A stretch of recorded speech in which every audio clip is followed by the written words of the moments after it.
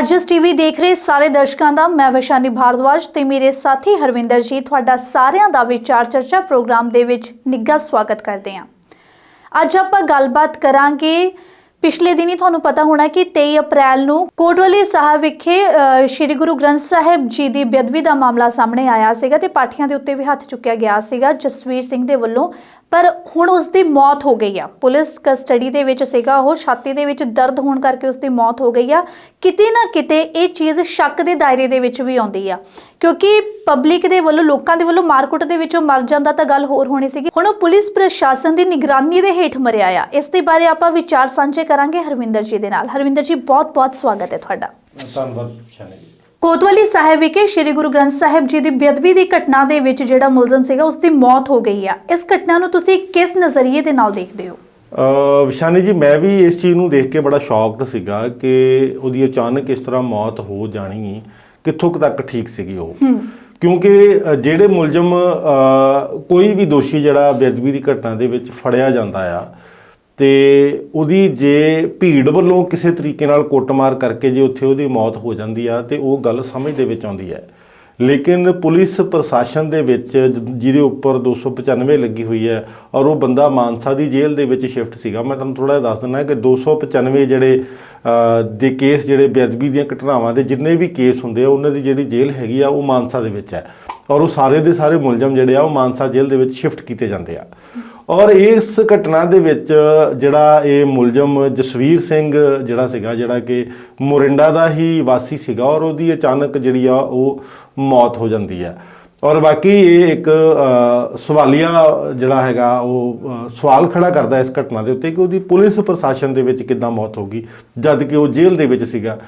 ਤੇ ਉਸ ਤੋਂ ਬਾਅਦ ਉੱਥੋਂ ਦੇ ਜਿਹੜੇ ਐਸਐਸਪੀ ਨਾਨਕ ਸਿੰਘ ਸੀਗੇ ਉਹਨਾਂ ਨੇ ਵੀ ਇਹ ਕਿਹਾ ਹੈਗਾ ਕਿ ਇਹਨੇ ਸਾਨੂੰ ਮਤਲਬ ਕੰਪਲੇਂਟ ਕੀਤੀ ਕਿ ਇਹਦੀ ਛਾਤੀ ਦੇ ਵਿੱਚ ਅਚਾਨਕ ਦਰਦ ਹੋਈ ਆ। ਉਸ ਤੋਂ ਬਾਅਦ ਉਹਨੂੰ ਉਸੇ ਟਾਈਮ ਹਸਪੀਟਲ ਲੈ ਕੇ ਗਏ ਔਰ ਹਸਪੀਟਲ ਦੇ ਵਿੱਚ ਇਹਦੀ ਅਚਾਨਕ ਜਿਹੜੀ ਹੈਗੀ ਆ ਉਹ ਮੌਤ ਦੀ ਖਬਰ ਜਿਹੜੀ ਆ ਉਹ ਮੀਡੀਆ ਦੇ ਵਿੱਚ ਫੈਲਦੀ ਹੈਗੀ ਆ। ਦੇਖੋ ਇਹ ਬੇਅਦਬੀ ਦੀ ਘਟਨਾਵਾਂ ਕਿਸੇ ਵੀ ਧਰਮ ਦੇ ਵਿੱਚ ਕਿਸੇ ਵੀ ਧਰਮ ਦੀ ਬੇਅਦਬੀ ਕਰਨੀ ਜਿਹੜੀ ਹੁੰਦੀ ਆ ਉਹ ਕਿਸੇ ਵੀ ਐਂਗਲ ਦੇ ਵਿੱਚ ਜਾਇਜ਼ ਨਹੀਂ ਹੁੰਦੀ, ਉਹ ਸਮਾਜ ਵਾਸਤੇ ਵੀ ਠੀਕ ਨਹੀਂ ਹੈ। ਬਿਲਕੁਲ। ਤੇ ਇਹ ਘਟਨਾ ਕੋਈ ਛੋਟੀ ਮੋਟੀ ਘਟਨਾ ਨਹੀਂ ਸੀ। ਜੇ ਆਪਾਂ ਕੋਤਵਾਲੀ ਸਾਹਿਬ ਗੁਰਦੁਆਰਾ ਸਾਹਿਬ ਦੀ ਘਟਨਾ ਨੂੰ ਲੈ ਕੇ ਚੱਲਦੇ ਹਾਂ ਜਾਂ ਆਪਾਂ ਇਹਨੂੰ ਦਰਬਾਰ ਸਾਹਿਬ ਦੀ ਘਟਨਾ ਦੇ ਨਾਲ ਵੀ ਜੋੜ ਕੇ ਚੱਲਦੇ ਹਾਂ ਤੇ ਦਰਬਾਰ ਸਾਹਿਬ ਦੇ ਵਿੱਚ ਜਿਸ ਮੁਲਜ਼ਮ ਨੇ ਬੇਅਦਬੀ ਕਰਨ ਦੀ ਕੋਸ਼ਿਸ਼ ਕੀਤੀ ਸੀਗੀ ਉਹਨੂੰ ਭੀੜ ਵੱਲੋਂ ਉੱਥੇ ਕੁੱਟਿਆ ਜਾਂਦਾ ਹੈ ਔਰ ਉਸ ਕੁੱਟਮਾਰ ਦੇ ਵਿੱਚ ਉਹਦੀ ਮੌਤ ਹੋ ਜਾਂਦੀ ਹੈ। ਲੇਕਿਨ ਕੋਤਵਾਲੀ ਜਿਹੜਾ ਗੁਰਦੁਆਰਾ ਸਾਹਿਬ ਸੀਗਾ ਇੱਥੇ ਜਿਹੜੀ ਬੇਅਦਬੀ ਹੋਈ ਸੀਗੀ ਇਹ ਮੁਲਜ਼ਮ ਜਿਹੜਾ ਸੀਗਾ ਕੋਤਵਾਲੀ ਗੁਰਦੁਆਰਾ ਸਾਹਿਬ ਜਿੱਥੇ ਅਖੰਡ ਪਾਠ ਸਾਹਿਬ ਦੀ ਲੜੀ ਚੱਲਦੀ ਆ ਉੱਥੇ ਇਹ ਐਂਟਰ ਹੁੰਦਾ ਆ ਔਰ ਪਾਠੀ ਸਿੰਘਾਂ ਨੂੰ ਮਾਰਦਾ ਆ। ਉਸ ਤੋਂ ਬਾਅਦ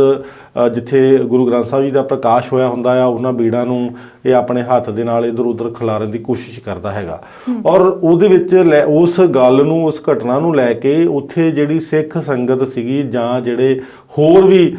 ਜਿਹੜੇ ਉੱਥੇ ਪੰਜਾਬੀ ਭਾਈਚਾਰੇ ਦੇ ਲੋਕ ਜਿਹੜੇ ਸੀਗੇ ਜਿਹੜੇ ਹੋਰ ਵੀ ਸੰਗਤਾਂ ਸੀਗੀਆਂ ਉਹਨਾਂ ਦੇ ਵਿੱਚ ਬਹੁਤ ਜ਼ਿਆਦਾ ਰੋਸ ਸੀਗਾ। ਉਸ ਰੋਸ ਦੇ ਚੱਲਦਿਆਂ ਰੋਪੜ ਦੀ ਅਦਾਲਤ ਦੇ ਵਿੱਚ ਇੱਕ ਵਕੀਲ ਸਾਹਿਬ ਸਿੰਘ ਵੱਲੋਂ ਉਹਦੇ ਉੱਤੇ ਹਮਲਾ ਵੀ ਕੀਤਾ ਗਿਆ ਸੀ ਪਿਸਤੌਲ ਦੇ ਨਾਲ, ਉਹਨੂੰ ਮਾਰਨ ਦੀ ਕੋਸ਼ਿਸ਼ ਕੀਤੀ ਗਈ ਜਿੱਦਾਂ ਮੀਡੀਆ ਰਿਪੋਰਟਾਂ ਦੇ ਵਿੱਚ ਆਇਆ। ਤੇ ਇਸ ਘਟਨਾ ਕਰਕੇ ਲੋਕਾਂ ਦੇ ਵਿੱਚ ਗੁੱਸੇ ਦੀ ਲਹਿਰ ਜਿਹੜੀ ਸੀ ਉਹ ਬਹੁਤ ਜ਼ਿਆਦਾ ਸੀ। ਕਾਰਨ ਸੀਗਾ ਉਹ ਜੋ ਮੈਨੂੰ ਲੱਗਦਾ ਆ ਕਿ ਉਹ ਕੋਤਵਾਲੀ ਸਾਹਿਬ ਗੁਰਦੁਆਰਾ ਸਾਹਿਬ ਜਿਹੜਾ ਹੈਗਾ ਉਹ ਛੋਟੇ ਸਾਹਿਬਜ਼ਾਦੇ ਦੇ ਨਾਲ ਉਹਦਾ ਇਤਿਹਾਸਕ ਜਿਹੜਾ ਪਿਛੋਕੜ ਜਿਹੜਾ ਉਹਨਾਂ ਦੇ ਨਾਲ ਸੰਬੰਧਿਤ ਗੁਰਦੁਆਰਾ ਸਾਹਿਬ ਹੈਗਾ ਜਿੱਥੇ ਉਹਨਾਂ ਨੂੰ ਕੈਦ ਕੀਤਾ ਗਿਆ ਸੀਗਾ ਔਰ ਉਹ ਕੋਈ ਛੋਟਾ ਮੋਟਾ ਸਥਾਨ ਨਹੀਂ ਹੈ। ਸਿੱਖ ਸੰਗਤਾਂ ਦੇ ਵਿੱਚ 4 ਸਾਹਿਬਜ਼ਾਦੇ ਜਿਹੜੇ ਉਹ ਬੜਾ ਮਹਾਨ ਸਥਾਨ ਰੱਖਦੇ ਆ ਸਿੱਖ ਧਰਮ ਦੇ ਵਿੱਚ ਵੀ ਔਰ ਉੱਥੇ ਇਹੋ ਜਿਹੀ ਬੇਅਦਬੀ ਦੀ ਘਟਨਾ ਹੋ ਜਾਣਾ ਜਿਹੜਾ ਸੀਗਾ ਉਹ ਲੋਕਾਂ ਵਾਸਤੇ ਇੱਕ ਸਹਿਣ ਸੀਗਾ, ਉਹ ਸਹਿਣਸ਼ੀਲਤਾ ਤੋਂ ਬਾਹਰ ਸੀਗਾ। ਸ਼ਾਇਦ ਉਹ ਸਹਿਣ ਨਹੀਂ ਸੀ ਕਰ ਪਾ ਰਿਹਾ, ਇਸੇ ਵਜ੍ਹਾ ਕਰਕੇ ਰੋਪੜ ਦੇ ਵਿੱਚ ਉਹਦੇ ਉੱਤੇ ਹਮਲਾ ਹੋਇਆ। ਲੇਕਿਨ ਉਸ ਤੋਂ ਬਾਅਦ ਪੁਲਿਸ ਕਸਟਡੀ ਵਿੱਚ ਜਦੋਂ ਚਲੇ ਜਾਂਦਾ ਕੋਈ ਮੁਲਜ਼ਮ ਤੇ ਪੁਲਿਸ ਕਸਟਡੀ ਦੇ ਵਿੱਚ ਜਦੋਂ ਉਹਦੀ ਮੌਤ ਹੁੰਦੀ ਹੈ ਤੇ ਉਹ ਇੱਕ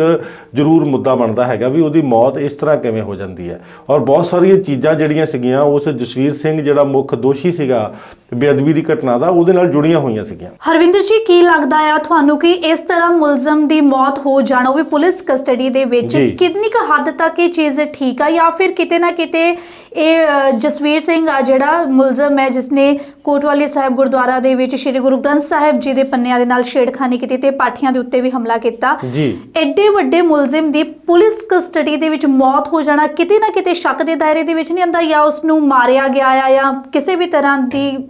ਕੋਈ ਹੋਰ ਘਟਨਾ ਇਹਦੇ ਨਾਲ ਰਿਲੇਟ ਕਰ ਸਕਦੇ ਹਾਂ? ਦੇਖੋ ਮੈਂ ਤੁਹਾਡੀ ਗੱਲ ਨਾਲ ਬਿਲਕੁਲ ਸਹਿਮਤ ਹਾਂ ਜੀ ਸ਼ਾਨੀ ਜੀ ਕਿ ਇਹ ਵਾਕਈ ਸ਼ੱਕ ਦੇ ਦਾਇਰੇ ਵਿੱਚ ਆਉਂਦੀ ਹੈ, ਲੇਕਿਨ ਪੁਲਿਸ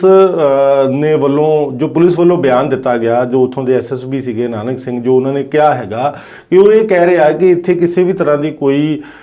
ਭੀੜ ਇਕੱਠੀ ਨਹੀਂ ਹੋਈ, ਕਿਸੇ ਵੱਲੋਂ ਵੀ ਜੇਲ੍ਹ ਦੇ ਵਿੱਚ ਹਮਲਾ ਨਹੀਂ ਕੀਤਾ ਗਿਆ। ਮੁਲਜ਼ਮ ਜਿਹੜਾ ਜਸਵੀਰ ਸਿੰਘ ਸੀਗਾ ਉਹਨੇ ਕੰਪਲੇਂਟ ਕੀਤੀ ਕਿ ਮੇਰੀ ਛਾਤੀ ਦੇ ਵਿੱਚ ਬਹੁਤ ਤੇਜ਼ ਦਰਦ ਹੋ ਰਿਹਾ ਹੈਗਾ, ਔਰ ਉਹਨਾਂ ਨੂੰ ਅਸੀਂ ਫੌਰਨ ਤੌਰ ਦੇ ਉੱਤੇ ਹਸਪੀਟਲ ਲੈ ਕੇ ਚਲੇ ਗਏ ਔਰ ਜਿੱਥੇ ਉਹਨੂੰ ਮ੍ਰਿਤਕ ਐਲਾਨ ਦਿੱਤਾ ਗਿਆ। ਬਾਕੀ ਪੋਸਟਮਾਰਟਮ ਦੀ ਰਿਪੋਰਟ ਹਜੇ ਆਉਣੀ ਜਿਹੜੀ ਆ ਉਹ ਜਨਤਕ ਹੋਣੀ ਹਜੇ ਬਾਕੀ ਆ। ਰਿਪੋਰਟ ਦੇ ਵਿੱਚ ਹੀ ਪਤਾ ਲੱਗੇਗਾ ਕਿ ਅਸਲ ਜਿਹੜਾ ਉਹਦੀ ਮੌਤ ਦਾ ਕਾਰਨ ਕੀ ਹੈਗਾ। ਲੇਕਿਨ ਇਸ ਤਰ੍ਹਾਂ ਪੁਲਿਸ ਦੀ ਕਸਟਡੀ ਦੇ ਵਿੱਚ ਕਿਸੇ ਮੁਲਜ਼ਮ ਦਾ ਮਰ ਜਾਣਾ, ਦੇਖੋ ਇੰਟਰੋਗੇਸ਼ਨ ਦੇ ਟਾਈਮ ਜਦੋਂ ਪੁਲਿਸ ਰਿਮਾਂਡ ਲੈਂਦੀ ਆ ਉਦੋਂ ਇੰਟਰੋਗੇਸ਼ਨ ਕੀਤਾ ਜਾਂਦਾ ਆ ਤੇ ਉਸ ਦੌਰਾਨ ਵੀ ਜੇ ਕਿਸੇ ਮੁਲਜ਼ਮ ਦੀ ਜਾਂ ਕਿਸੇ ਦੋਸ਼ੀ ਦੀ ਕਿਸੇ ਵੀ ਘਟਨਾ ਨੂੰ ਲੈ ਕੇ ਮੌਤ ਹੋ ਜਾਂਦੀ ਹੈ ਤੇ ਉਹ ਵੀ ਜਿਹੜਾ ਹੈਗਾ ਉਹ ਸ਼ੱਕ ਦੇ ਦਾਇਰੇ ਵਿੱਚ ਆਉਂਦਾ ਆ ਔਰ ਉਹ ਕਟਹਿਰੇ ਵਿੱਚ ਚੀਜ਼ ਜੋ ਖੜੀ ਹੁੰਦੀ ਹੈ ਉਹਦੇ ਤੇ ਇੱਕ ਸਵਾਲ ਖੜਾ ਹੁੰਦਾ ਵੀ ਇਹ ਚੀਜ਼ ਕਿਉਂ ਹੋ ਗਈ। ਇਸੇ ਤਰੀਕੇ ਨਾਲ ਹੋ ਵੀ ਬਹੁਤ ਛੇਤੀ ਗਈ ਨਾ, ਮਤਲਬ ਇੰਨਾ ਜ਼ਿਆਦਾ ਗੈਪ ਵੀ ਨਹੀਂ ਪਿਆ ਹੈਗਾ ਕਿ ਉਹਦੇ ਅੱਗੇ ਕਾਰਵਾਈ ਹੋ ਸਕਦੀ। ਤੇ ਇਸ ਤੋਂ ਇਲਾਵਾ ਹਰਵਿੰਦਰ ਜੀ ਕੀ ਲੱਗਦਾ ਆ ਕਿ ਇਹਦੇ ਪਿੱਛੇ ਕੋਈ ਹੋਰ ਵੀ ਰਾਜਨੀਤਿਕ ਜਾਂ ਕੁਝ ਹੋਰ ਦਿਮਾਗ ਵਾਲੇ ਬੰਦੇ ਬੈਠੇ ਆ ਕੰਮ ਕਰਵਾਉਣ ਵਾਲੇ? ਦੇਖੋ ਵਿਸ਼ਾਨੀ ਜੀ, ਇਹ ਗੱਲ ਤਾਂ ਪੁਲਿਸ ਜਾਂਚ ਦੇ ਵਿੱਚ ਹੀ ਸਾਹਮਣੇ ਆ ਸਕਦੀ ਆ ਕਿ ਪੁਲਿਸ ਆਪਣੀ ਜਾਂਚ ਨੂੰ ਕਿੱਥੋਂ ਤੱਕ ਲੈ ਕੇ ਜਾ ਰਹੀ ਹੈ। ਔਰ ਇਸ ਮੁਲਜ਼ਮ ਦਾ ਇਸ ਤਰ੍ਹਾਂ ਅਚਾਨਕ ਮਰ ਜਾਣਾ ਜਿਹੜਾ ਹੈਗਾ ਉਹ ਸ਼ੱਕ ਦਾ ਸਵਾਲ ਜ਼ਰੂਰ ਖੜਾ ਕਰਦਾ ਹੈਗਾ, ਕਿਉਂਕਿ ਇਹਦੀ ਹਜੇ ਜਾਂਚ ਹੋਣੀ ਬਾਕੀ ਸੀਗੀ। ਜਿੰਨੇ ਵੀ ਮੁਲਜ਼ਮ ਜਿਹੜੇ ਹੈਗੇ ਆ ਉਹ ਬੇਅਦਬੀ ਦੇ ਦੋਸ਼ਾਂ ਦੇ ਵਿੱਚ ਫੜੇ ਗਏ ਨੇ, ਉਹਨਾਂ ਬਾਰੇ ਹਜੇ ਕੋਈ ਵੀ ਚੀਜ਼ ਕਲੀਅਰ ਨਹੀਂ ਹੋ ਪਾ ਰਹੀ ਕਿ ਇਹਨਾਂ ਦੇ ਪਿੱਛੇ ਮੇਨ ਜਿਹੜਾ ਮਾਸਟਰਮਾਈਂਡ ਜਿਹੜਾ ਹੈਗਾ ਉਹ ਕੌਣ ਹੈ, ਕੌਣ ਇਹਨਾਂ ਲੋਕਾਂ ਨੂੰ ਇਹ ਚੀਜ਼ ਗਾਈਡ ਕਰਦਾ ਹੈ ਔਰ ਇਹ ਦੱਸਦਾ ਹੈਗਾ ਔਰ ਉਹ ਇਸ ਘਟਨਾ ਨੂੰ ਅੰਜਾਮ ਦੇਣ ਵਾਸਤੇ ਪ੍ਰੇਰਿਤ ਹੁੰਦੇ ਨੇ ਕਿ ਇਹਦੇ ਹਜੇ ਬਾਰੇ ਕੋਈ ਵੀ ਚੀਜ਼ ਕਲੀਅਰ ਨਹੀਂ ਹੋ ਪਾ ਰਹੀ। ਔਰ ਜਾਂਚ ਏਜੰਸੀਆਂ ਕਿੱਥੋਂ ਤੱਕ ਪਹੁੰਚੀਆਂ ਨੇ, ਉਹ ਕਿੱਥੋਂ ਤੱਕ ਜਾ ਰਹੀਆਂ ਨੇ, ਸਾਡੀ ਸਮਝ ਤੋਂ ਬਿਲਕੁਲ ਬਾਹਰ ਹੈਗੀਆਂ ਕਿ ਪ੍ਰਸ਼ਾਸਨ ਜਿਹੜਾ ਹੈਗਾ ਉਹ ਜਾਂਚ ਨੂੰ ਜਨਤਕ ਕਿਉਂ ਨਹੀਂ ਕਰ ਪਾ ਰਿਹਾ ਜਾਂ ਉਹ ਦੱਸਦਾ ਕਿਉਂ ਨਹੀਂ ਪਾ ਰਿਹਾ ਕਿ ਇਹਦੇ ਪਿੱਛੇ ਜਿਹੜੀਆਂ ਮੇਨ ਸ਼ਕਤੀਆਂ ਕਿਹੜੀਆਂ ਨੇ ਜਿਹੜੀਆਂ ਇਹਨਾਂ ਘਟਨਾਵਾਂ ਨੂੰ ਅੰਜਾਮ ਦੇਣ ਵਾਸਤੇ ਇਹੋ ਜਿਹੇ ਲੋਕਾਂ ਨੂੰ ਪ੍ਰੇਰਿਤ ਕਰਦੀਆਂ ਨੇ। ਜਿਹੜਾ ਦੋਸ਼ੀ ਉਹ ਸੀਗਾ ਜਸਵੀਰ ਸਿੰਘ ਸੀਗਾ। ਦੇਖੋ ਜ਼ਿਆਦਾਤਰ ਘਟਨਾਵਾਂ ਜਿਹੜੀਆਂ ਹੋ ਰਹੀਆਂ ਨੇ ਉਹ ਉਹਨਾਂ ਲੋਕਾਂ ਦੁਆਰਾ ਕੀਤੀਆਂ ਗਈਆਂ ਜਿਨ੍ਹਾਂ ਨੇ ਟਰਬਨ ਨਹੀਂ ਸੀ ਪਾਈ ਹੋਈ, ਲੇਕਿਨ ਇਹਦੇ ਵਿੱਚ ਸਭ ਤੋਂ ਜ਼ਿਆਦਾ ਜਿਹੜਾ ਸ਼ੌਕਡ ਚੀਜ਼ ਸੀਗੀ ਕਿ ਇਹ ਮੋਰਿੰਡਾ ਦਾ ਹੀ ਵਾਸੀ ਸੀਗਾ ਔਰ ਇਹ ਟਰਬਨ ਇਹਨੇ ਪੱਗ ਬੰਨੀ ਹੋਈ ਸੀ, ਪਗੜੀ ਧਾਰੀ ਸੀਗਾ ਔਰ ਜਿਹਨੇ ਜਾ ਕੇ ਇਸ ਘਟਨਾ ਨੂੰ ਅੰਜਾਮ ਦਿੱਤਾ। ਲੋਕਾਂ ਦੇ ਵਿੱਚ ਤਾਂ ਗੁੱਸਾ ਬਹੁਤ ਜ਼ਿਆਦਾ ਸੀ, ਇਸ ਗੱਲ ਨੂੰ ਲੈ ਕੇ ਕੋਈ ਸ਼ੱਕ ਨਹੀਂ ਹੈ, ਲੇਕਿਨ ਪੁਲਿਸ ਪ੍ਰਸ਼ਾਸਨ ਨੇ ਉਹਦੀ ਜਾਂਚ ਕਰਨੀ ਸੀ, ਉਹਦੀ ਜੜ ਤੱਕ ਜਾਣਾ ਸੀਗਾ, ਲੇਕਿਨ ਉਸ ਤੋਂ ਪਹਿਲਾਂ ਹੀ ਉਸ ਬੰਦੇ ਦੀ ਪੁਲਿਸ ਕਸਟਡੀ ਦੇ ਵਿੱਚ ਜੇਲ੍ਹ ਦੇ ਵਿੱਚ ਜੋ ਹੈਗਾ ਆ ਉੱਤੇ ਦਰਦ ਹੁੰਦਾ ਛਾਤੀ ਦੇ ਵਿੱਚ ਔਰ ਉਸ ਤੋਂ ਬਾਅਦ ਹਸਪੀਟਲ 'ਚ ਜਾ ਕੇ ਉਹਦੀ ਡੈਥ ਹੋ ਜਾਂਦੀ ਆ। ਔਰ ਇਹ ਜ਼ਰੂਰ ਇੱਕ ਸ਼ੱਕ ਦਾ ਸਵਾਲ ਜ਼ਰੂਰ ਖੜਾ ਹੁੰਦਾ ਹੈਗਾ ਕਿ ਇਸ ਤਰ੍ਹਾਂ ਉਹਦੀ ਅਚਾਨਕ ਮੌਤ ਹੋ ਜਾਣਾ ਜਿਹੜੀ ਹੈ ਉਹ ਠੀਕ ਨਹੀਂ ਹੈ, ਕਿਉਂਕਿ ਬੇਅਦਬੀ ਦੇ ਦੋਸ਼ੀਆਂ ਤੱਕ ਮੇਨ ਜਿਹੜੇ ਉਹਦੇ ਕਰਤਾ ਧਰਤਾ ਨੇ ਉਹਨਾਂ ਤੱਕ ਪਹੁੰਚਣਾ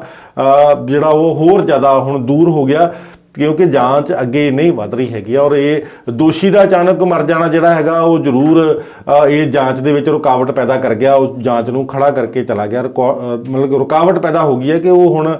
ਅੱਗੇ ਜਿਹੜਾ ਹੈਗਾ ਵੀ ਉਹ ਜਿਹੜਾ ਮੁੱਖ ਜਿਹੜੇ ਦੋਸ਼ੀ ਨੇ ਇਹਦੇ ਪਿੱਛੇ ਜਿਹੜੇ ਬੈਠਣ ਵਾਲੇ ਮਾਸਟਰਮਾਈਂਡ ਹੈ ਉਹ ਕੌਣ ਨੇ, ਉਹ ਸ਼ਾਇਦ ਹੁਣ ਕਲੀਅਰ ਨਹੀਂ ਹੋ ਪਾਊਗਾ। ਹਰਵਿੰਦਰ ਜੀ, ਜੇ ਆਪਾਂ ਗੁਰੂ ਗ੍ਰੰਥ ਸਾਹਿਬ ਜੀ ਦੀਆਂ ਬੇਅਦਬੀ ਦੀਆਂ ਘਟਨਾਵਾਂ ਜਾਂ ਫਿਰ ਗੁਟਕਾ ਸਾਹਿਬ ਜੀ ਦੀਆਂ ਬੇਅਦਬੀ ਦੀਆਂ ਘਟਨਾਵਾਂ ਦੇਖੀ ਤੇ ਕਾਫੀ ਲੰਬੇ ਅਰਸੇ ਤੋਂ ਚੱਲਦੀਆਂ ਆਉਂਦੀਆਂ ਪਈਆਂ ਨੇ, ਪਰ ਹਜੇ ਤੱਕ ਪ੍ਰਸ਼ਾਸਨ ਦੇ ਵੱਲੋਂ ਕੋਈ ਵੀ ਠੋਸ ਕਦਮ ਨਹੀਂ ਚੱਕਿਆ ਗਿਆ, ਕਿਉਂਕਿ ਜਿਹੜੇ ਅਪਰਾਧੀ ਆ, ਦੋਸ਼ੀ ਆ ਇਹਨਾਂ ਮਾਮਲਿਆਂ ਦੇ ਵਿੱਚ ਉਹ ਤਾਂ ਅੱਗੇ ਵੀ ਕਈ ਫੜੇ ਗਏ ਹੋਣਗੇ ਨਾ, ਪਰ ਲੇਕਿਨ ਉਹਨਾਂ ਦੇ ਕੋਲੋਂ ਪੁੱਛਗਿੱਛ ਕਰਕੇ ਹਜੇ ਤੱਕ ਉਹਨਾਂ ਨੇ ਮਤਲਬ ਕਿ ਮਾਸਟਰਮਾਈਂਡ ਦੀ ਭਾਲ ਨਹੀਂ ਕੀਤੀ ਹੈਗੀ। ਇਹਦੇ ਉੱਤੇ ਕੀ ਸੋਚਦੇ ਹੋ ਤੁਸੀਂ, ਕੀ ਕਹਿਣਾ ਚਾਹੁੰਦੇ ਹੋ? ਵਿਸ਼ਾਲੀ ਜੀ, ਬਿਲਕੁਲ ਸਹੀ ਗੱਲ ਬੋਲੀ ਤੁਸੀਂ ਕਿ ਪ੍ਰਸ਼ਾਸਨ ਪ੍ਰਸ਼ਾਸਨ ਜਿਹੜਾ ਹੈਗਾ ਉਹ ਜ਼ਰੂਰ ਅਸੀਂ ਦੇਖਦੇ ਹੈਗੇ ਹਾਂ ਕਿ ਪ੍ਰਸ਼ਾਸਨ ਇਹਦੇ ਉੱਤੇ ਕੀ ਕਾਰਵਾਈ ਕਰ ਰਿਹਾ ਹੈਗਾ। ਇਸ ਤੋਂ ਪਹਿਲਾਂ ਜਿੰਨੇ ਵੀ ਦੋਸ਼ੀ ਫੜੇ ਗਏ ਸੀਗੇ ਉਹਨਾਂ ਦੇ ਵਿੱਚੋਂ ਕੁਝ ਇੱਕ ਦੀ ਤੇ ਮੌਤ ਹੋਈ ਸੀ, ਕੁਝ ਇੱਕ ਦੇ ਉੱਤੇ ਕੇਸ ਚੱਲਦਾ ਸੀ, ਕੁਝ ਇੱਕ ਜੇਲ੍ਹ ਦੇ ਵਿੱਚ ਵੀ ਸੀਗੇ, ਲੇਕਿਨ ਜ਼ਿਆਦਾਤਰ ਜਿਹੜੇ ਦੋਸ਼ੀ ਫੜ ਹੋਏ ਆ ਉਹ ਮੈਂਟਲੀ ਡਿਸਟਰਬ ਜਿਹੜੇ ਜਿਹਨੂੰ ਆਪਾਂ ਮੰਦਬੁੱਧੀ ਕਹਿ ਦਿੰਦੇ ਆ, ਉਹ ਕਹਿ ਕੇ ਜਿਹੜੇ ਸੀਗੇ ਉਹ ਪ੍ਰਸ਼ਾਸਨ ਵੱਲੋਂ ਜਿਹੜੇ ਆ ਵੀ ਕਹਿ ਜੀ ਮੰਦਬੁੱਧੀ ਸੀਗੇ, ਇਹਨਾਂ ਕੋਲੋਂ ਅਚਾਨਕ ਇਹ ਚੀਜ਼ਾਂ ਹੋ ਗਈਆਂ। ਪਰ ਜਿਹੜੀ ਆਮ ਲੋਕਾਂ ਦੇ ਵਿੱਚ ਨਾ ਪਚਣ ਵਾਲੀ ਗੱਲ ਗੱਲ ਹੁੰਦੀ ਹੈ ਕਿ ਇਹ ਜਿਹੜੇ ਦੋਸ਼ੀ ਨੇ ਇਹ ਜਿਹੜੇ ਮੰਦਬੁੱਧੀ ਹੁੰਦੇ ਨੇ, ਇਹਨਾਂ ਨੂੰ ਗੁਰਦੁਆਰਾ ਹੀ ਕਿਉਂ ਦਿਸਦਾ ਆ, ਠੀਕ ਹੈ, ਇਹ ਗੁਰਦੁਆਰਿਆਂ ਦੇ ਵਿੱਚ ਹੀ ਕਿਉਂ ਜਾਂਦੇ ਨੇ। ਨਾਲੇ ਉੱਦਾਂ ਵੀ ਆਪਾਂ ਆਪਣੇ ਗਲੀ ਗਵਾਂਢ ਦੇ ਵਿੱਚ ਪਹਿਲਾਂ ਵੀ ਆਪਾਂ ਗੱਲ ਕੀਤੀ ਸੀਗੀ ਕਿ ਮੰਦਬੁੱਧੀ ਜਿਹੜੇ ਲੋਕ ਹੁੰਦੇ ਆ, ਮੈਨੂੰ ਨਹੀਂ ਲੱਗਦਾ ਉਹ ਅਜਿਹੀਆਂ ਹਰਕਤਾਂ ਕਰਦੇ। ਇੰਨਾ ਕੁ ਤਾਂ ਉਹਨਾਂ ਨੂੰ ਵੀ ਪਤਾ ਹੁੰਦਾ ਕਿ ਇੱਥੇ ਸਾਰੇ ਜਾਣੇ ਸ਼ਾਂਤੀ ਦੇ ਨਾਲ ਬੈਠੇ ਤੇ ਇੱਥੇ ਜਾ ਕੇ ਆਪਾਂ ਬਸ ਬਹਿਣਾ ਹੀ ਆ। ਉਹ ਸਿਰਫ ਸ਼੍ਰੀ ਗੁਰੂ ਗ੍ਰੰਥ ਸਾਹਿਬ ਜੀ ਵੱਲ ਹੀ ਕਿਉਂ ਜਾਂਦੇ ਆ? ਗੁਰਦੁਆਰਾ ਸਾਹਿਬ ਵਿਖੇ ਹੋਰ ਵੀ ਕਈ ਲੋਕ ਹੁੰਦੇ, ਉਹਨਾਂ ਦੇ ਨਾਲ ਨਹੀਂ ਲੜ ਪੈਂਦੇ ਹੈਗੇ ਜਾਂ ਕਿਸੇ ਹੋਰ ਦੇ ਨਾਲ ਨਹੀਂ ਪੰਗਾ ਲੈ ਲੈਂਦੇ ਹੈਗੇ। ਇੱਕ ਪਾਰਟਿਕੂਲਰ ਚੀਜ਼ ਦੇ ਵਿੱਚ ਥੋੜੇ ਨਾ ਉਹ ਮਤਲਬ ਕੀ ਜਾਣਗੇ। ਮੈਨੂੰ ਨਹੀਂ ਲੱਗਦਾ ਕਿ ਉਹ ਮੰਦਬੁੱਧੀ ਹੁੰਦੇ ਆ। ਨਹੀਂ ਦੇਖੋ, ਇਹ ਗੱਲ ਬਿਲਕੁਲ ਤੁਹਾਡੀ ਠੀਕ ਹੈਗੀ ਆ, ਕਿਉਂਕਿ ਉਹ ਜਿੰਨੇ ਵੀ ਅਸੀਂ ਘਟਨਾਵਾਂ ਦੇਖੀਆਂ ਨੇ ਔਰ ਜਿੰਨੀਆਂ ਵੀ ਸੀਸੀਟੀਵੀ ਫੁਟੇਜ ਹੁਣ ਤੱਕ ਬੇਅਦਬੀ ਦੀਆਂ ਆਪਾਂ ਦੇਖੀਆਂ ਨੇ, ਉਹਦੇ ਵਿੱਚ ਤੁਸੀਂ ਇੱਕ ਚੀਜ਼ ਜ਼ਰੂਰ ਨੋਟਿਸ ਕੀਤੀ ਹੁੰਦੀ ਹੈ ਕਿ ਜਿਨ੍ਹਾਂ ਲੋਕਾਂ ਨੂੰ ਜਾਂ ਮੰਦਬੁੱਧੀ ਕਹਿ ਕੇ ਉਹਨਾਂ ਨੂੰ ਛੱਡਿਆ ਜਾਂਦਾ ਹੈ ਤੇ ਉਹਨਾਂ ਦਾ ਨਿਸ਼ਾਨਾ ਜਿਹੜਾ ਹੁੰਦਾ ਉਹ ਸਿੱਧਾ ਹੁੰਦਾ, ਬਿਲਕੁਲ ਉਹ ਸਿੱਧਾ ਆਪਣੇ ਟਾਰਗੇਟ ਤੇ ਪਹੁੰਚਦੇ ਹੈਗੇ ਔਰ ਉੱਥੇ ਉਹ ਆਪਣੀ ਘਟਨਾ ਕਰਕੇ ਉਸ ਤੋਂ ਬਾਅਦ ਵਿੱਚ ਉੱਥੋਂ ਨਿਕਲ ਜਾਂਦੇ ਹੈਗੇ। ਬਿਲਕੁਲ। ਤੇ ਹਰਵਿੰਦਰ ਜੀ, ਮਾਫ ਕਰਨਾ ਤੁਹਾਨੂੰ ਟੋਕ ਰਹੀ ਹਾਂ, ਤੇ ਆਪਾਂ ਮਤਲਬ ਪਾਰਟਿਕੂਲਰ ਆਪਾਂ ਦੇਖ ਸਕਦੇ ਹੋ ਕਿ ਥੋੜਾ ਬਹੁਤ ਇੱਧਰ ਉੱਧਰ ਵੀ ਨਹੀਂ ਦੇਖਦੇ ਹੈਗੇ ਕਿ ਇੱਧਰ ਕੋਈ ਚੀਜ਼, ਕਿਉਂਕਿ ਜੇ ਕੋਈ ਮੰਦਬੁੱਧੀ ਹੋਵੇ ਤਾਂ ਬੰਦਾ ਦੇਖਦਾ ਵੀ ਇੱਧਰ ਨੂੰ ਕੋਈ ਚੀਜ਼ ਹੋਵੇ, ਉੱਧਰ ਨੂੰ ਕੋਈ ਚੀਜ਼ ਪਈ ਹੋਵੇ, ਫਿਰ ਇੱਧਰ ਉੱਧਰ ਨੂੰ ਫਰੋਲਾ ਫਰਾਲੀ ਕਰਦਾ ਉੱਥੇ ਤੱਕ ਪਹੁੰਚਦਾ। ਪਤਾ ਇਹ ਤਾਂ ਸਿੱਧਾ ਡਾਇਰੈਕਟ ਟਾਰਗੇਟ ਦੇ ਉੱਤੇ ਪਹੁੰਚਦੇ ਆ। ਜੀ। ਇਹ ਦੇਖੋ ਵਿਸ਼ਾਨੀ ਜੀ, ਜ਼ਰੂਰ ਇਹ ਚੀਜ਼ ਜਿਹੜੀ ਹੈਗੀ ਆ ਪ੍ਰਸ਼ਾਸਨ ਨੂੰ ਵੀ ਪਤਾ ਹੋਊਗੀ, ਕਿਉਂਕਿ ਪ੍ਰਸ਼ਾਸਨ ਦਾ ਇੰਟੈਲੀਜੈਂਸ ਸਿਸਟਮ ਬਹੁਤ ਤਕੜਾ ਹੈਗਾ। ਅੰਮ੍ਰਿਤਪਾਲ ਨੂੰ 1 ਮਹੀਨਾ ਤੇ 4 ਦਿਨ ਬਾਅਦ ਅਰੈਸਟ ਕੀਤਾ ਜਾਂਦਾ ਹੈ, ਉਸਦੇ ਕਾਫੀ ਸਾਥੀਆਂ ਨੂੰ ਫੜਿਆ ਵੀ ਜਾਂਦਾ ਹੈਗਾ ਔਰ NSA ਲਗਾ ਕੇ ਉਹਨਾਂ ਨੂੰ ਜਿਹੜਾ ਹੈਗਾ ਉੱਥੇ ਅਸਾਮ ਡਿਬਰੂਗੜ੍ਹ ਜੇਲ੍ਹ ਦੇ ਵਿੱਚ ਸ਼ਿਫਟ ਕਰ ਦਿੱਤਾ ਜਾਂਦਾ ਹੈਗਾ। ਲੇਕਿਨ ਇੰਨਾ ਇੰਟੈਲੀਜੈਂਸ ਸਿਸਟਮ ਤਕੜਾ ਹੋਣ ਦੇ ਬਾਵਜੂਦ ਵੀ ਇੰਨਾ ਮਤਲਬ ਕਾਰਗਰ ਸਿਸਟਮ ਹੈ, ਹਰੇਕ ਸਿਸਟਮ ਗੌਰਮੈਂਟ ਦੇ ਕੋਲ ਹੈ, ਪੂਰੀਆਂ ਸ਼ਕਤੀਆਂ ਗੌਰਮੈਂਟ ਦੇ ਕੋਲ ਹੈ, ਲੇਕਿਨ ਉਹ ਗੌਰਮੈਂਟ ਹਜੇ ਵੀ ਇਹਨਾਂ ਮਾਸਟਰਮਾਈਂਡ ਤੱਕ ਨਹੀਂ ਪਹੁੰਚ ਪਾਈ ਜਿਹੜੇ ਬੇਅਦਬੀ ਦੀਆਂ ਘਟਨਾਵਾਂ ਨੂੰ ਅੰਜਾਮ ਦਿੰਦੇ ਆ। ਔਰ ਜਸਵੀਰ ਸਿੰਘ ਵਰਗੇ ਬੰਦੇ ਹੋਰ ਸ਼ਾਇਦ ਪਤਾ ਨਹੀਂ ਕਿੱਥੇ ਕਿੱਥੇ ਫਿਰਦੇ ਨੇ, ਜਾਂ ਹੋਰ ਉਹ ਨਵੀਆਂ ਸਕੀਮਾਂ ਕਿਹੜੀਆਂ ਘੜ ਰਹੇ ਨੇ ਕਿ ਕਿਹੜੇ ਤਰੀਕੇ ਦੇ ਨਾਲ ਬੇਅਦਬੀ ਦੀ ਘਟਨਾ ਜਿਹੜੀ ਉਹ ਕੀਤੀ ਜਾਵੇ। ਜਦੋਂ ਕੋਤਵਾਲੀ ਸਾਹਿਬ ਦੇ ਵਿੱਚ ਬੇਅਦਬੀ ਦੀ ਘਟਨਾ ਹੋਈ ਸੀ ਤਾਂ ਸੇਮ ਉਸੇ ਇੱਕ ਅੱਧੇ ਦਿਨ ਦੇ ਪਿੱਛੇ ਜਾਂ ਸੇਮ ਉਸੇ ਦਿਨ ਹੀ ਫਰੀਦਕੋਟ ਵੀ ਇੱਕ ਬੇਅਦਬੀ ਦੀ ਘਟਨਾ ਹੋਈ ਸੀ, ਜਿੱਥੇ ਇੱਕ ਈਸਾਈ ਪਾਸਟਰ ਜਿਹੜਾ ਸੀਗਾ ਉਹ ਫੜਿਆ ਗਿਆ ਬੇਅਦਬੀ ਦੇ ਦੋਸ਼ ਦੇ ਵਿੱਚ ਔਰ ਉਹਦੇ ਵੱਲੋਂ ਜੇਲ੍ਹ ਦੇ ਵਿੱਚ ਖੁਦਕੁਸ਼ੀ ਕਰਨ ਦੀ ਕੋਸ਼ਿਸ਼ ਵੀ ਕੀਤੀ ਗਈ। ਉਹਨੇ ਆਪਣੀਆਂ ਨਸਾਂ ਕੱਟੀਆਂ। ਦੇਖੋ, ਇਹ ਖੁਦਕੁਸ਼ੀ ਕਰਨ ਦੀ ਕੋਸ਼ਿਸ਼ ਕੀਤੀ ਗਈ ਤੇ ਗੱਲ ਸਮਝ ਆਉਂਦੀ ਹੈ ਕਿ ਬੰਦਾ ਮੈਂਟਲੀ ਡਿਸਟਰਬ ਸੀਗਾ ਔਰ ਦਿਮਾਗ ਦੇ ਉੱਤੇ ਬੋਝ ਸੀਗਾ, ਜਾਂ ਉਹਨੂੰ ਲੱਗਦਾ ਸੀਗਾ ਕਿ ਹੁਣ ਮੈਂ ਸਮਾਜ 'ਚ ਜਾਊਂਗਾ ਤੇ ਮੇਰਾ ਅਕਸ ਜਿਹੜਾ ਹੈਗਾ ਉਹ ਖਤਮ ਹੋ ਗਿਆ। ਜਾਂ ਹੋ ਸਕਦਾ ਹੈ ਕਿ ਉਹ ਪਹਿਲਾਂ ਮੈਂਟਲੀ ਡਿਸਟਰਬ ਨਾ ਹੋਵੇ, ਪਰ ਲੇਕਿਨ ਇਸ ਤਰ੍ਹਾਂ ਦੀ ਬੇਅਦਬੀ ਕਰਨ ਤੋਂ ਬਾਅਦ ਉਹਦੀ ਅੰਤਰ-ਆਤਮਾ ਆ ਜਿਹੜੀ ਉਹਨੂੰ ਬਾਰ-ਬਾਰ ਕੋਸਦੀ ਹੋਵੇ, ਜਿਸ ਕਰਕੇ ਉਹਨੇ ਮਨ ਤੇ ਬੋਝ ਸੀਗਾ ਤੇ ਉਹਨੇ ਸੁਸਾਈਡ ਅਟੈਂਪਟ ਕਰਨ ਦੀ ਕੋਸ਼ਿਸ਼ ਕੀਤੀ। ਇਹਦੇ ਵਿੱਚ ਦੇਖੋ ਜਸਵੀਰ ਸਿੰਘ ਵਾਲੇ ਕੇਸ ਦੇ ਵਿੱਚ ਇਹ ਚੀਜ਼ ਕਲੀਅਰ ਨਹੀਂ ਹੋ ਪਾ ਰਹੀ ਕਿ ਉਹ ਇਸ ਤਰ੍ਹਾਂ ਅਚਾਨਕ ਛਾਤੀ 'ਚ ਦਰਦ ਹੋ ਜਾਣਾ, ਠੀਕ ਹੈ, ਔਰ ਉਸ ਤੋਂ ਬਾਅਦ ਵਿੱਚ ਉਹਨੂੰ ਹਸਪਤਾਲ ਲੈ ਕੇ ਜਾਣਾ। ਹੋ ਸਕਦਾ ਪੁਲਿਸ ਇੰਟਰੋਗੇਸ਼ਨ ਦੇ ਵਿੱਚ ਜਾਂ ਟਾਰਚਰ ਦੇ ਵਿੱਚ ਰਿਮਾਂਡ ਦੇ ਦੌਰਾਨ ਕੁਛ ਇਦਾਂ ਦਾ ਜਿਹੜਾ ਹੈਗਾ ਉਹ ਘਟਨਾ ਹੋ ਗਈ ਹੋਵੇ, ਜਾਂ ਜਦੋਂ ਉਹਨੂੰ ਭੀੜ ਦੁਆਰਾ ਕੁੱਟਿਆ ਗਿਆ ਸੀ, ਲੇਕਿਨ ਭੀੜ ਦੁਆਰਾ ਇੰਨਾ ਜ਼ਿਆਦਾ ਨਹੀਂ ਸੀ ਕੁੱਟਿਆ ਗਿਆ। ਅਸੀਂ ਉਹਨਾਂ ਦੀਆਂ ਵੀਡੀਓਜ਼ ਦੇਖੀਆਂ ਸੀਗੀਆਂ ਤੇ ਉਸ ਤੋਂ ਬਾਅਦ ਪੁਲਿਸ ਉੱਥੇ ਇਮੀਡੀਏਟਲੀ ਪਹੁੰਚਦੀ ਆ ਔਰ ਉਸ ਬੰਦੇ ਨੂੰ ਕਸਟਡੀ ਦੇ ਵਿੱਚ ਲੈ ਕੇ 4 ਧਾਰਾਵਾਂ ਵੀ ਉਹਦੇ ਤੇ ਲਾਉਂਦੀ ਆ ਔਰ ਉਸੇ ਟਾਈਮ ਉਹਨੂੰ ਰੋਪੜ ਜੇਲ੍ਹ ਦੇ ਵਿੱਚ ਜਿਹੜਾ ਰੋਪੜ ਸ਼ਿਫਟ ਕਰ ਦਿੱਤਾ ਜਾਂਦਾ ਹੈਗਾ। ਲੇਕਿਨ ਇਸ ਤਰ੍ਹਾਂ ਅਚਾਨਕ ਇਹ ਮੌਤ ਜਿਹੜੀ ਜਸਵੀਰ ਸਿੰਘ ਦੀ ਹੋ ਜਾਣੀ, ਇਹ ਵਾਕਈ ਸ਼ੱਕ ਦੇ ਦਾਇਰੇ ਵਿੱਚ ਹੁੰਦਾ ਹੈ ਔਰ ਉਹ ਲੋਕ ਜਿਹੜੇ ਮਾਸਟਰਮਾਈਂਡ ਸੀਗੇ ਉਹ ਹਜੇ ਵੀ ਕਾਨੂੰਨ ਦੇ ਦਾਇਰੇ ਤੋਂ ਬਾਹਰ ਫਿਰਦੇ ਆ। ਲੇਕਿਨ ਇਹ ਘਟਨਾਵਾਂ ਇੱਕੋ ਤਰੀਕੇ ਨਾਲ ਹੀ ਰੋਕੀਆਂ ਜਾ ਸਕਦੀਆਂ ਕਿ ਜਿੰਨੀ ਦੇਰ ਤੱਕ ਪ੍ਰਸ਼ਾਸਨ, ਪੁਲਿਸ ਪ੍ਰਸ਼ਾਸਨ, ਪੰਜਾਬ ਸਰਕਾਰ, ਠੀਕ ਹੈ, ਇਹਦੇ ਉੱਤੇ ਕੋਈ ਠੋਸ ਤੇ ਸਖਤ ਕਾਨੂੰਨ ਨਹੀਂ ਬਣਾਉਂਦੀ, ਉਨੀ ਦੇਰ ਤੱਕ ਇਹਨਾਂ ਲੋਕਾਂ ਦੇ ਹੌਸਲੇ ਜਿਹੜੇ ਆ ਉਹ ਬੁਲੰਦ ਰਹਿਣਗੇ ਔਰ ਇਦਾਂ ਦੀਆਂ ਘਟਨਾਵਾਂ ਦੇਣ ਵਾਲੇ ਅੰਜਾਮ ਜਿਹੜੇ ਲੋਕ ਇਦਾਂ ਦੀਆਂ ਘਟਨਾਵਾਂ ਨੂੰ ਅੰਜਾਮ ਦਿੰਦੇ ਆ, ਉਹਨਾਂ ਦੀ ਵਜ੍ਹਾ ਕਰਕੇ ਜਿਹੜੇ ਲੋਕ ਗੁੱਸੇ 'ਚ ਆ ਕੇ ਇਹਨਾਂ ਨੂੰ ਮਾਰ ਦਿੰਦੇ ਨੇ ਜਾਂ ਇਹਨਾਂ ਨਾਲ ਕੁੱਟਮਾਰ ਕਰਦੇ ਹੈਗੇ ਆ, ਉਹ ਵਿਚਾਰੇ ਅਲੱਗ ਜਿਹੜੇ ਹੈਗੇ ਆ ਉਹ ਆਪਣੀਆਂ ਭਾਵਨਾਵਾਂ ਦੇ ਵਿੱਚ ਆ ਕੇ ਜਿਹੜੇ ਆ ਉਹ ਦੋਸ਼ੀ ਬਣ ਜਾਂਦੇ ਆ ਇਸ ਸਿਸਟਮ ਸਾਰੇ ਦੇ। ਔਰ ਇਹ ਗੱਲ ਪ੍ਰਸ਼ਾਸਨ ਨੂੰ ਜ਼ਰੂਰ ਸੋਚਣੀ ਚਾਹੀਦੀ ਹੈਗੀ ਆ ਕਿ ਪ੍ਰਸ਼ਾਸਨ ਇਹਦੇ ਉੱਤੇ ਸਖਤ ਕਾਰਵਾਈ ਜਿਹੜੀ ਆ ਉਹ ਕਰੇ, ਉਹ ਸਖਤ ਕਾਨੂੰਨ ਬਣਾਵੇ, ਇਹੋ ਜਿਹੀਆਂ ਕੋਈ ਧਾਰਾਵਾਂ ਜਾਂ ਕੋਈ ਇਹੋ ਜਿਹਾ ਸਿਸਟਮ ਜਿਹੜਾ ਵਾ ਉਹ ਸਰਕਾਰ ਵੱਲੋਂ ਬਣਾਇਆ ਜਾਣਾ ਚਾਹੀਦਾ ਹੈਗਾ ਤਾਂ ਕਿ ਮੁਲਜ਼ਮ ਇਹੋ ਜਿਹੀ ਘਟਨਾ ਨੂੰ ਅੰਜਾਮ ਦੇਣ ਤੋਂ ਪਹਿਲਾਂ 1000 ਵਾਰ ਜ਼ਰੂਰ ਸੋਚੇ। ਜੀ ਹਰਵਿੰਦਰ ਜੀ, ਤੇ ਜਾਂਚ ਦੇ ਬਾਰੇ ਤੁਹਾਨੂੰ ਸਵਾਲ ਕਰਨਾ ਚਾਹੂੰਗੀ ਮੈਂ। ਜਿਹੜੀ ਜਾਂਚ ਸੀਗੀ, ਹੁਣ ਜਿਹੜਾ ਜਸਵੀਰ ਸਿੰਘ ਦੋਸ਼ੀ ਪਾਇਆ ਗਿਆ ਸੀਗਾ ਉਸ ਦੀ ਤਾਂ ਮੌਤ ਹੋ ਚੁੱਕੀ ਆ, ਤੇ ਹੁਣ ਜਿਹੜੀ ਅਗਲੀ ਜਾਂਚ ਉਹ ਕਿਸ ਤਰੀਕੇ ਦੇ ਨਾਲ ਪ੍ਰਸ਼ਾਸਨ ਦੇ ਵੱਲੋਂ ਕੀਤੀ ਜਾਵੇਗੀ ਜਾਂ ਕਿਸ ਤਰ੍ਹਾਂ ਜਿਹੜਾ ਮਾਸਟਰਮਾਈਂਡ ਆ ਇਹਨਾਂ ਸਾਰੀਆਂ ਘਟਨਾਵਾਂ ਦੇ ਪਿੱਛੇ ਉਸ ਤੱਕ ਕਿੱਦਾਂ ਪਹੁੰਚੂਗੀ ਦੇਖੋ ਪ੍ਰਸ਼ਾਸਨ? ਕਿਸੇ ਵੀ ਜਦੋਂ ਇਹੋ ਜਿਹਾ ਕੋਈ ਦੋਸ਼ੀ ਹੁੰਦਾ ਨਾ, ਜਿੱਦਾਂ ਹੁਣ ਜਸਵੀਰ ਸਿੰਘ ਦੀ ਆਪਾਂ ਗੱਲ ਕਰਦੇ ਹਾਂ, ਤੇ ਪੁਲਿਸ ਪ੍ਰਸ਼ਾਸਨ ਵੱਲੋਂ ਹੁਣ ਪੁੱਛਗਿੱਛ ਕਰਨ ਵਾਸਤੇ ਜਸਵੀਰ ਸਿੰਘ ਤੇ ਹੈ ਨਹੀਂ ਜੀ, ਠੀਕ ਹੈ। ਹੁਣ ਬੱਚੇ ਉਹਦੇ ਫੈਮਿਲੀ ਮੈਂਬਰ ਜਾਂ ਉਹਦੀਆਂ ਕਾਲ ਡਿਟੇਲਸ ਕੱਢੀਆਂ ਜਾਣਗੀਆਂ, ਉਹਦੀ ਬੈਕਗ੍ਰਾਉਂਡ ਦੇਖੀ ਜਾਏਗੀ, ਜਾਂ ਕਿਹਨਾਂ ਲੋਕਾਂ ਨੂੰ ਉਹ ਮਿਲਿਆ ਸੀਗਾ, ਕਿੱਥੇ ਗਿਆ ਸੀਗਾ, ਕਿਹੜੇ ਬੰਦੇ ਦੇ ਫੋਨ ਆਏ ਸੀ, ਕਿਹਨੂੰ ਫੋਨ ਕੀਤਾ ਸੀ, ਸ਼ਾਇਦ ਉਹੀ ਹੁਣ ਜਾਂਚ ਦੇ ਵਿੱਚ ਬਾਕੀ ਬਚਿਆ, ਔਰ ਪ੍ਰਸ਼ਾਸਨ ਸ਼ਾਇਦ ਉਸੇ ਚੀਜ਼ ਦੀ ਹੀ ਜਾਂਚ ਕਰੇਗਾ। ਲੇਕਿਨ ਮੁੱਖ ਮੁਲਜ਼ਮ ਦਾ ਇਸ ਤਰ੍ਹਾਂ ਪੁਲਿਸ ਕਸਟਡੀ ਦੇ ਵਿੱਚ ਮਰ ਜਾਣਾ ਜਿਹੜਾ ਹੈਗਾ ਆ, ਉਹ ਜਾਂਚ ਦੇ ਵਿੱਚ ਹੁਣ ਉਹ ਖੜੋਤ ਆ ਗਈ ਹੈ, ਕਿਉਂਕਿ ਉਹੀ ਦੱਸ ਸਕਦਾ ਸੀਗਾ ਕਿ ਮੈਂ ਇਹ ਕਿਹਦੇ ਕਹਿਣ ਤੇ ਕੀਤਾ, ਜਾਂ ਮੈਂ ਗੁੱਸੇ ਦੇ ਵਿੱਚ ਕੀਤਾ, ਜਾਂ ਮੈਂ ਕਿਉਂ ਕੀਤਾ। ਚਾਹੇ ਬੰਦਾ ਜਿੰਨਾ ਮਰਜ਼ੀ ਗੁੱਸੇ 'ਚ ਹੋ ਜਾਏ, ਲੇਕਿਨ ਸਾਨੂੰ ਜਿਹੜੀ ਗੁਰੂ ਘਰ ਦੀ ਮਰਿਆਦਾ ਜਿਹੜੀ ਆ, ਉਹਦਾ ਜਿਹੜਾ ਪ੍ਰੋਟੋਕਾਲ ਹੁੰਦਾ, ਸਾਨੂੰ ਉਹਦੇ ਬਾਰੇ ਪਤਾ ਜ਼ਰੂਰ ਹੁੰਦਾ ਹੈਗਾ ਕਿ ਮੈਂ ਉੱਥੇ ਕਿਸ ਤਰੀਕੇ ਨਾਲ ਚੱਲਣਾ ਹੈਗਾ, ਠੀਕ ਹੈ। ਲੇਕਿਨ ਇਸ ਬੰਦੇ ਵੱਲੋਂ ਜਿਹੜੀ ਘਟਨਾ ਨੂੰ ਅੰਜਾਮ ਦਿੱਤਾ ਗਿਆ, ਤੇ ਸ਼ਾਇਦ ਉਹਨੇ ਇਹਨਾਂ ਚੀਜ਼ਾਂ ਸਾਰੀਆਂ ਨੂੰ ਹੀ ਇਗਨੋਰ ਕਰ ਦਿੱਤਾ ਸੀਗਾ ਕਿ ਮੈਂ ਇਸ ਚੀਜ਼ ਵੱਲ ਤਾਂ ਮੈਂ ਦੇਖਣਾ ਹੀ ਨਹੀਂ ਹੈਗਾ, ਤੇ ਚਾਹੇ ਜੋ ਮਰਜ਼ੀ ਹੋ ਜਾਵੇ, ਮੈਂ ਉਹ ਵੀ ਕਰਨਾ ਹੈਗਾ, ਚਾਹੇ ਮੈਂ ਉਹ ਵੀ ਕਰਨਾ, ਮੈਨੂੰ ਕਰਨਾ ਪਵੇ ਮੈਂ ਕਰੂੰਗਾ, ਠੀਕ ਹੈ। ਲੇਕਿਨ ਪ੍ਰਸ਼ਾਸਨ ਜਿਹੜਾ ਹੈਗਾ ਆ, ਉਹ ਜ਼ਰੂਰ ਸਵਾਲ ਦੇ ਘੇਰੇ ਵਿੱਚ ਆ ਗਿਆ ਹੈਗਾ ਕਿ ਪ੍ਰਸ਼ਾਸਨ ਦੀ ਜਾਂਚ ਜਿਹੜੀ ਕੋਤਵਾਲੀ ਸਾਹਿਬ ਦੀ ਘਟਨਾ ਨੂੰ ਲੈ ਕੇ ਆ, ਮੈਨੂੰ ਨਹੀਂ ਲੱਗਦਾ ਕਿ ਸ਼ਾਇਦ ਉਹ ਅੱਗੇ ਵਧੇਗੀ, ਔਰ ਅੱਗੇ ਸ਼ਾਇਦ ਉਹ ਕਿਸੇ ਮੁਕਾਮ ਤੇ ਜਾਂ ਕਿਸੇ ਨਤੀਜੇ ਤੇ ਪਹੁੰਚੇਗੀ ਜਿੱਥੇ ਪਤਾ ਲੱਗ ਸਕੇ ਕਿ ਇਹਦਾ ਮਾਸਟਰਮਾਈਂਡ ਕੌਣ ਹੈ। ਜੀ ਹਰਵਿੰਦਰ ਜੀ, ਪੁਲਿਸ ਪ੍ਰਸ਼ਾਸਨ ਤੇ ਜਿਹੜੀ ਸਰਕਾਰ ਆ, ਉਹ ਬੇਅਦਬੀ ਦੀਆਂ ਘਟਨਾਵਾਂ ਨੂੰ ਰੋਕਣ ਦੇ ਲਈ ਹੁਣ ਜਿਹੜਾ ਅੱਗੇ ਇਸ ਤਰ੍ਹਾਂ ਦੀਆਂ ਘਟਨਾਵਾਂ ਹੋਰ ਨਾ ਹੋਣ, ਇਸ ਦੇ ਲਈ ਕੀ ਉਪਰਾਲੇ ਕਰ ਰਹੀ ਹੈ, ਜਾਂ ਕੀ ਕਰਨਾ ਚਾਹੀਦਾ ਹੈ, ਉਹਨੂੰ ਕੀ ਕਰੇਗੀ? ਸਮੇਂ ਦੀਆਂ ਜਿੰਨੀਆਂ ਵੀ ਸਰਕਾਰਾਂ 2015 ਤੋਂ ਬੇਅਦਬੀ ਦੀ ਘਟਨਾ ਜਿਹੜੀ ਮੇਨ ਜਿਹੜੀ ਕੋਟਕਪੂਰਾ ਦੇ ਵਿੱਚ ਹੋਈ ਸੀ ਨਾ, ਤੇ ਉਹ ਘਟਨਾ ਬਹੁਤ ਵੱਡੀ ਸੀਗੀ,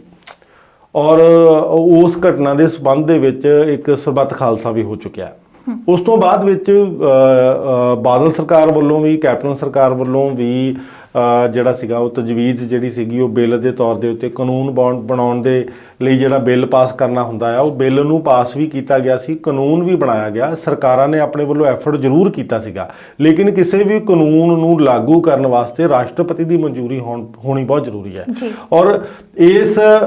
ਕਾਨੂੰਨ ਦੇ ਉੱਤੇ ਜਿਹੜੀ ਰਾਸ਼ਟਰਪਤੀ ਦੀ ਮਨਜ਼ੂਰੀ ਸੀਗੀ ਬੇਅਦਬੀ ਦੀ ਘਟਨਾ ਨੂੰ ਲੈ ਕੇ, ਉਹ 2018 ਤੋਂ ਪੈਂਡਿੰਗ ਪਈ ਹੈ, ਠੀਕ ਹੈ। ਔਰ ਉਹ ਹਜੇ ਤੱਕ ਉਹ ਚੀਜ਼ ਜਿਹੜੀ ਆ ਉਹ ਪ੍ਰਸ਼ਾਸਨ ਵੱਲੋਂ, ਸੈਂਟਰ ਗਵਰਨਮੈਂਟ ਵੱਲੋਂ ਜਿਹੜੀ ਆ ਉਹ ਨਹੀਂ ਕੀਤੀ ਜਾ ਰਹੀ। ਸ਼ਾਇਦ ਮੈਨੂੰ ਇੱਥੋਂ ਤੱਕ ਵੀ ਸਾਨੂੰ ਪਤਾ ਲੱਗਾ ਸੀਗਾ ਕਿ ਉਹ ਇਸ ਕਰਕੇ ਰੋਕੀ ਗਈ ਆ, ਉਹ ਪਟੀਸ਼ਨ ਜਿਹੜਾ ਬਿੱਲ ਪਾਸ ਦੀ ਜਿਹੜੀ ਪਰਮਿਸ਼ਨ ਦੇਣੀ ਸੀਗੀ ਕਾਨੂੰਨ ਬਣਾਉਣ ਦੀ, ਉਹ ਇਸ ਕਰਕੇ ਰੋਕਿਆ ਗਿਆ ਕਿ ਉਹ ਕਹਿੰਦੇ ਕਿ ਸਿਰਫ ਇਕੱਲੇ ਗੁਰੂ ਗ੍ਰੰਥ ਸਾਹਿਬ ਵਾਸਤੇ ਅਸੀਂ ਇਹ ਪਰਮਿਸ਼ਨ ਨਹੀਂ ਦੇ ਸਕਦੇ ਹੈਗੇ, ਤੇ ਸਾਨੂੰ ਬਾਕੀ ਚੀਜ਼ਾਂ ਵੀ ਉਹ ਜਿਹੜੀਆਂ ਨਾਲ ਲੈਣੀਆਂ ਚਾਹੀਦੀਆਂ। ਔਰ ਅਸੀਂ ਚਾਹੁੰਦੇ ਹਾਂ ਵੀ ਬਾਕੀ ਧਰਮਾਂ ਦੇ ਗ੍ਰੰਥ ਵੀ ਉਨੇ ਹੀ ਸਤਿਕਾਰਯੋਗ ਹੁੰਦੇ ਨੇ, ਹਰ ਬੰਦੇ ਦੇ ਦੀਆਂ ਧਾਰਮਿਕ ਭਾਵਨਾ ਸਤਿਕਾਰਯੋਗ ਹੁੰਦੀਆਂ ਨੇ, ਔਰ ਸਾਨੂੰ ਉਹਨਾਂ ਦਾ ਸਤਿਕਾਰ ਕਰਨਾ ਚਾਹੀਦਾ ਹੈ, ਠੀਕ ਹੈ। ਤੇ ਜਿਹੜੇ ਲੋਕ ਵੀ ਇਸ ਭਾਈਚਾਰੇ ਨੂੰ ਤੋੜਨ ਦੀ ਕੋਸ਼ਿਸ਼ ਕਰਦੇ ਆ, ਜਾਂ ਕਿਸੇ ਦੀ ਭਾਵਨਾਵਾਂ ਨੂੰ ਤੋੜਨ ਦੀ ਕੋਸ਼ਿਸ਼ ਕਰਦੇ, ਜਾਂ ਕਿਸੇ ਦੇ ਸਤਿਕਾਰ ਨੂੰ ਠੇਸ ਪਹੁੰਚਾਉਂਦੇ ਆ, ਉਹਦੇ ਖਿਲਾਫ ਜ਼ਰੂਰ